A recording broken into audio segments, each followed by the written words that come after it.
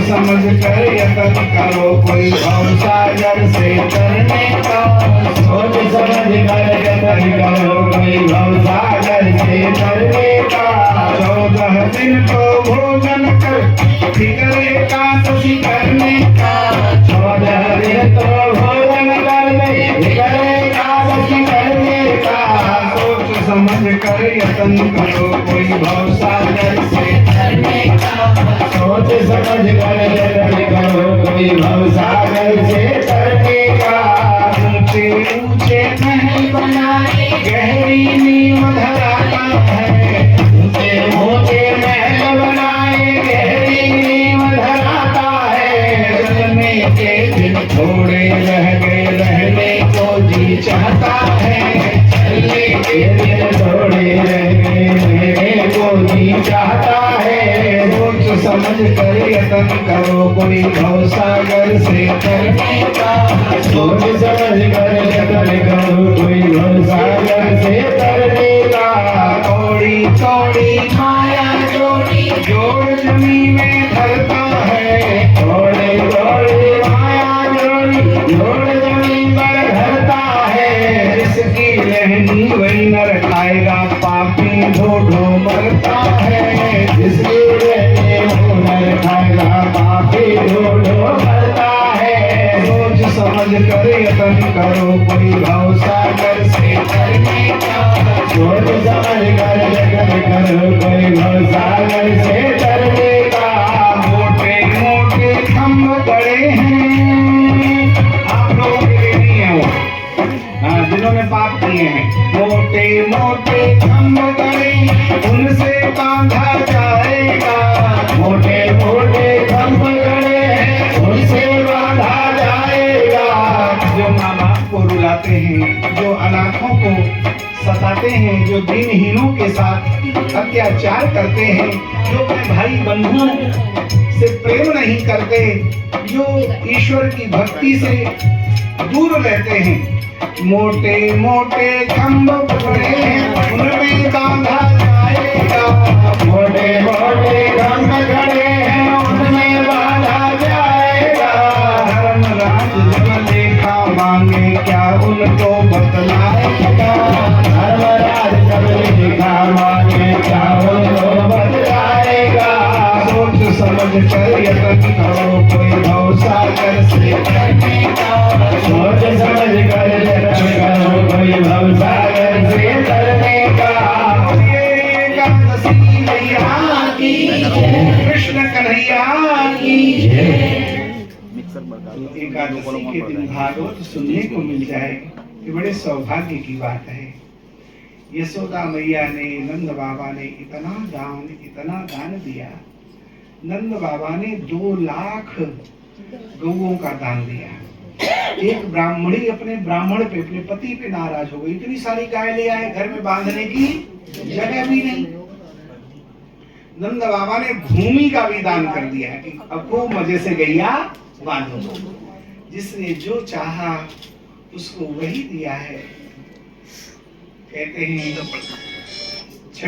अष्टमी के दिन भगवान का प्राकट्य हुआ, नवमी के दिन उत्सव मनाया गया और दसवीं को भी उत्सव चला और एकादशी तो व्रत का दिन है, उस दिन भी खूब संकीर्तन हुआ और द्वादशी की शाम को प्रदोष की बेला में, प्रदोष व्रत होता है ना, द्वादशी युक्त त्रयोदशी में, तो उस दिन सदाशिव, क्योंकि शिव जी की तिथि है, प्रदोष का व्रत यदि जो एकादशी करते हैं उनके लिए थोड़ा मुश्किल होता है। तो प्रदोष व्रत यदि आप हर प्रदोष नहीं कर सकते तो जब सोमवार को प्रदोष आए तो एक प्रदोष करने से पूरे साल के प्रदोष व्रत का फल प्राप्त हो जाता है। और सबसे बड़ा सुगम यह है कि जैसे सोमवार का व्रत होता है, जैसे पूर्णिमा का व्रत होता है, ऐसे ही प्रदोष का व्रत होता है। एक बार अपना डट के भोजन आप शाम के समय भोजन कर सकते हो, तो इसलिए कोई चिंता की बात नहीं है। तो शिव जी के व्रत जो है बड़े सरल होते हैं और विष्णु भगवान के जो व्रत हैं वो बड़े कठिन होते हैं। शिव जी बहुत जल्दी प्रसन्न होते हैं और बहुत जल्दी नाराज भी होते हैं।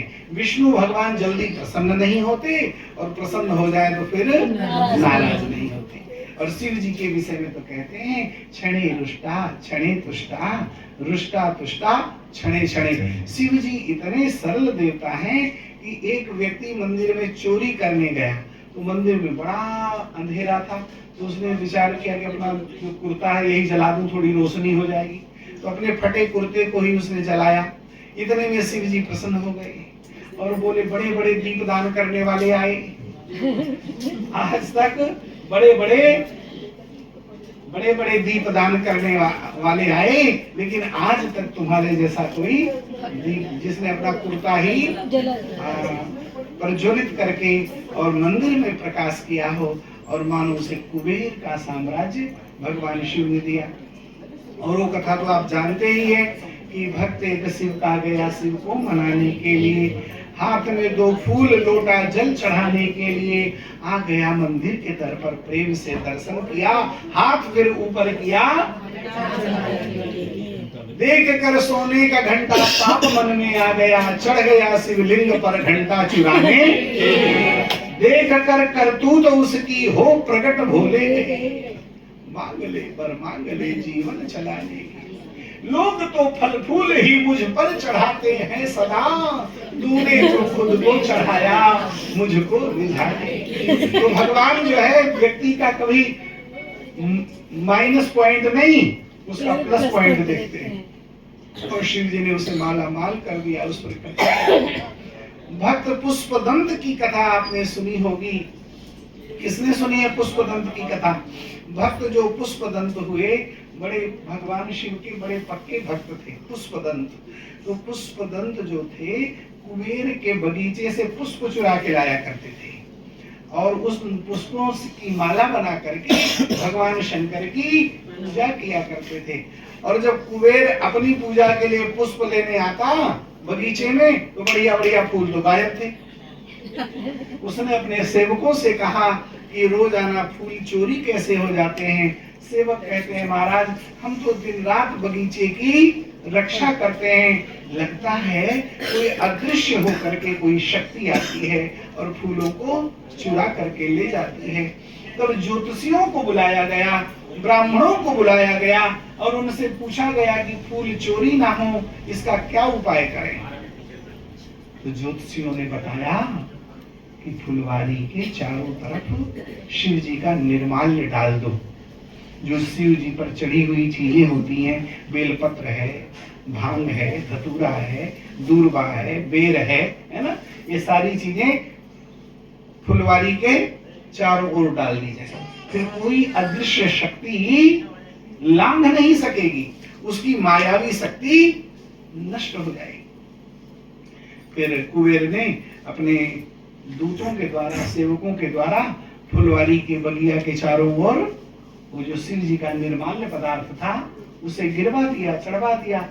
अब जब वो पुष्पदंत चोरी करने अदृश्य होकर के आए तो उनकी अदृश्य शक्ति लुप्त हो गई, गायब हो गई और वे सामने आ गए और पकड़े गए। उन्हें कुबेर के दरबार में लाया गया। कुबेर ने उनको सजा देनी चाहिए। कुबेर कहते हैं मेरी पूजा के लिए पुष्प ही नहीं बचते, तुम रोज चुरा चुरा के ले जाते हो। तो पुष्पदंत बोले आप किसको चढ़ाओगे पुष्प? तो कुबेर कहते हैं मैं तो शिव जी की आराधना करता हूँ। तो बोले मैंने भी तो शिव जी को ही चढ़ाया है। तो कुबेर कहते हैं मुझे तो विश्वास नहीं होता कि तुमने शिव जी को चढ़ाया है, क्या पता क्या किया तुमने, किसी अप्सरा का श्रृंगार किया कि भगवान को चढ़ाया, हमें तो इसका ज्ञान है नहीं। तो तुम शिव जी को बुलाओ तब हम तुम्हें छोड़ेंगे, नहीं तो तुम्हें सजा देंगे।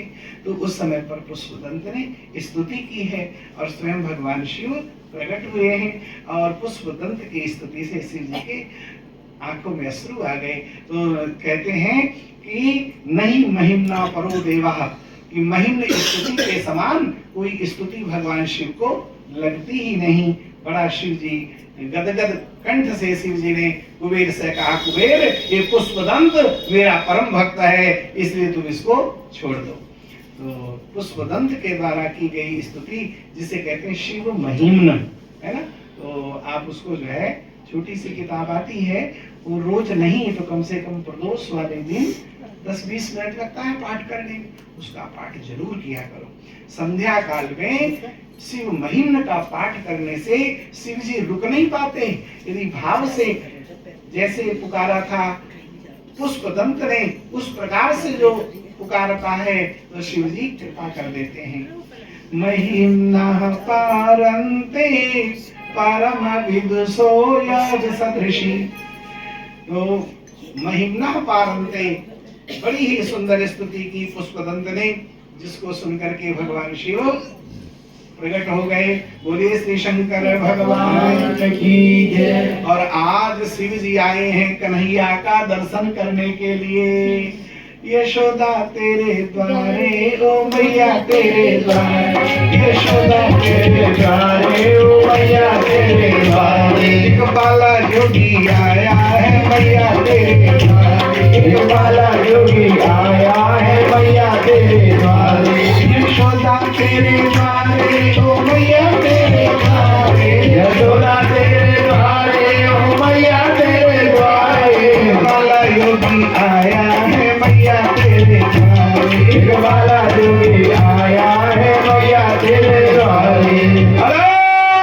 निरंजन, ऐसा कह के भोले बाबा ने अपना त्रिशूल गाड़ दिया है। शिव जी अपना वेश बदल करके आए हैं, लेकिन कितना भी बदले, लेकिन पकड़ने वाले पकड़ लेते हैं। अरे ये बाबा तो देखने में बिल्कुल भोले बाबा दिखाई देता है। यशोदा मैया बहुत सारी भिक्षा अपनी सेविका के साथ भिजवाती हैं, स्वयं भी आती हैं, लेकिन बाबा ने वो रत्नों से भरी हुई थाली, वो 56 प्रकार के भोग, वो सब लौटा दिए। मुझे इन वस्तुओं की कोई आकांक्षा नहीं। जो भोग के वस्तुओं में पड़ता है उसे भगवान की प्राप्ति नहीं होती। लेकिन हम सब भोग में हैं, कौन भोग में नहीं। तो ये सब संसारी भगवान देवाधिदेव शमशान में रहने वाले, शिव जी कहते हैं मैं शमशान में रहने वाला, इन सांसारिक वस्तुओं से मुझे क्या लेना देना। यदि मुझे देना ही है तो कन्हैया का दर्शन करवाओ, मुझे लाला का दर्शन करना है। यशोदा मैया बोली, अरे बाबा तुम्हारे गले में मोटे मोटे सर्प लिपटे हुए हैं, मेरा लाला देखेगा तो डर जाएगा। भोले बाबा बोले, अरे मैया तू क्या बोलती है। भगवान शंकर मनी मन करते कहते हैं कि शांताकारम भुजग शयन, वो तो भुजंगों पर शयन करने वाले। हम लोग हैं अशांताकारम डंलप शयनम, डंलप के गद्दे पे